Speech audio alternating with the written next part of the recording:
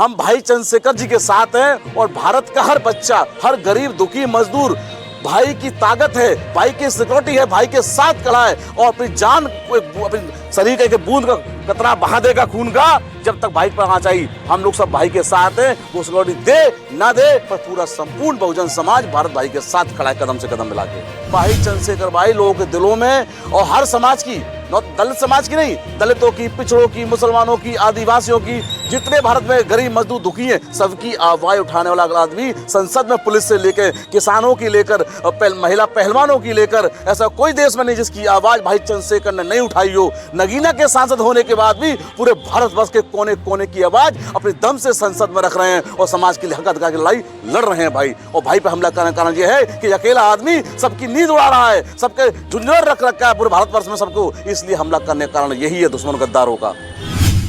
Sir, आप अपना परिचय देते हुए बताइए कि इस तरह की घटना क्यों होती है, खासकर चंद्रशेखर आज़ाद जी पर इतने कायरतापूर्ण हमले क्यों होते हैं? पहले सभी को जय भीम नमो बुद्धाय।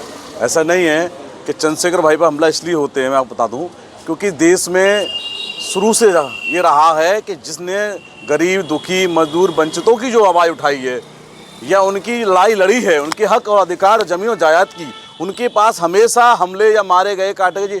शुरू से हमने बहुत सारे पुरखे खोए हैं। उसका कारण एक ही है अपने पुरखा खोने का कि हमने अपने पुरखे को जिंदे पे नहीं समझ पाया और मरने के बाद उसको महापुरुष बना देते हैं। इसलिए आज हम लोग अपने पुरखा को, अपने संघर्षी नेता को जिंदे पर ही भाई चंद्रशेखर को मानेंगे, जिससे हमें आज़ादी जिंदे पर ही मिले, जिससे हमें और अपने महापुरुष ना खोने पड़े। बहुत महापुरुष खो दिए, इस लड़ाई का हमें एंड करना पड़ेगा। संपूर्ण बहुजन समाज के 50 मिलियन लोगों को एक होकर आज अपने दलित पिछड़े समाज की आवाज़ उठाना पड़ेगा। अगर आज आवाज़ नहीं उठाई तो दोबारा कोई चंद्रशेखर भाई, दोबारा कोई अम्बेडकर, काशीराम हमारे बीच में नहीं आएगा। जिस तरीके से मथुरा में जो कुछ लोग ये बता रहे हैं कि पथराव नहीं हुआ, कुछ लोग इस घटना को गलत बता रहे हैं और वहाँ के पुलिस प्रशासन ने, मथुरा के ने बताया कि ये घटना झूठ है। देखिए, प्रशासन को अपनी नाक बचाने के लिए ये बोलना पड़ेगा कि झूठ है। ये सब जानते हैं क्या सच्चाई है क्या झूठ है। ऐसे बहुत सारी भारत में चीज़ें, सरकार झूठी है पर लोग उसको मानते हैं। उस 1% भी देश के प्रतीक या काम किया हो।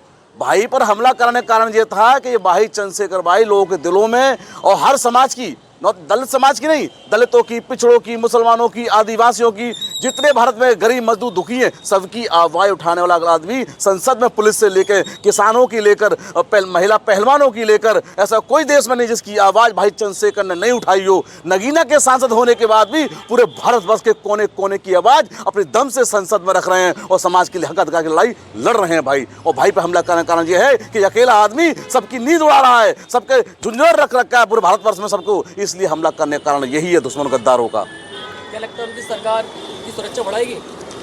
ये हम कह नहीं सकते, पर लेकिन हम भाई चंद्रशेखर जी के साथ हैं और भारत का हर बच्चा, हर गरीब दुखी मजदूर भाई की ताकत है, भाई की सिक्योरिटी है, भाई के साथ खड़ा है और अपनी जान, अपनी शरीर का एक बूंद का कतरा बहा देगा खून का जब तक भाई पर आना चाहिए। हम लोग सब भाई के साथ हैं, वो सिक्योरिटी दे ना दे पर पूरा संपूर्ण बहुजन समाज भारत भाई के साथ खड़ा है कदम से कदम मिला के। परिचय देते हुए बताएं, जिस तरीके से अखिलेश यादव जी पीडीए का नारा देते हैं और मथुरा की घटना पर बिल्कुल भी कोई उनका बयान इस तरीके से नहीं आया, किस तरीके से देखते हैं आप इसको? मेरा नाम मनोज कुमार है, मैं आज़ाद समाज पार्टी का वरिष्ठ कार्यकर्ता हूँ। अखिलेश यादव जी ने लोकसभा चुनावों में संविधान बचाओ, लोकतंत्र बचाओ की बात खूब कही, परंतु आज जब मथुरा में 2 बहन बेटियों के साथ ये अत्याचार हुआ, उनके मुंह पर खिचड़ उछाली गई, उनके साथ अभद्रता की गई, उस पर उनका चुप रहना, वो मौन है। क्यों, क्या कारण है? ऐसे लोकतंत्र बचाएंगे, ऐसे संविधान बचाएंगे? ऐसा क्या हुआ कि वो बोल नहीं पा रहे? इतना क्यों भयभीत हैं? इतनी चुप्पी क्यों साथ रखी उन्होंने? आप संविधान बचाने की बात करते हैं और 2 बेटियों के मान सम्मान नहीं बचा सकते? अरे जिस तरीके से कुंभ पर 12,500 करोड़ रुपए खर्च हुए और इतने लोगों की जान गई, उसका किसी ने, सरकार ने जिम्मेदारी नहीं ली और कोई ना कहीं उन्होंने 25-30 लोगों का आंकड़ा जारी किया। जी, ये भाजपा सरकार तो आंकड़ेबाजों की सरकार है। आंकड़े, अब इन्होंने कहा कि 65 करोड़ महाकुंभ लोगों ने स्नान किया है। 66 हाँ वही 65 करोड़ लोगों ने स्नान किया है। 65 करोड़ जानते हैं? 65 करोड़ का मतलब आधा हिंदुस्तान, आधा भारत, आधा भारत। उत्तर प्रदेश की तिगुनी आबादी से ज़्यादा लोग प्रयागराज गए। ये सरकार जब अपने प्रचार की बात आती है तो बड़ा चढ़ाकर बात करने की बात आती है। और जब कोई जिम्मेदारी लेने की बात आती है तो मुंह छिल जाता है इसका।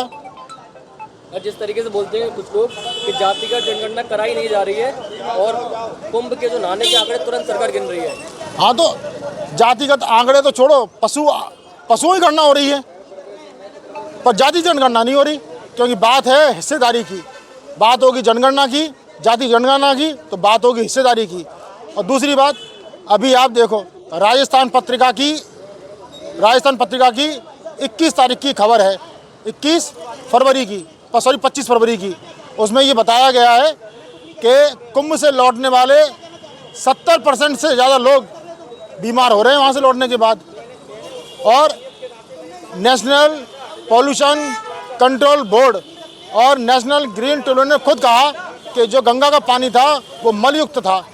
उन्होंने लोगों की सुरक्षा तो नहीं की, ऊपर से उनके स्वास्थ्य के साथ भी अनदेखी की गई है बात। अच्छा, मेरा एक आखिरी सवाल, बहुजन समाज पार्टी की तरफ से नेशनल कोऑर्डिनेटर जो आकाश आनंद थे उनको सारे पदों से पदमुक्त कर दिया है, इस पर क्या कहना चाहेंगे? इस पर मैं कुछ नहीं कहना चाहूँगा, ये बहन जी का अपना मामला है। बहन जी हमारी नेता हैं।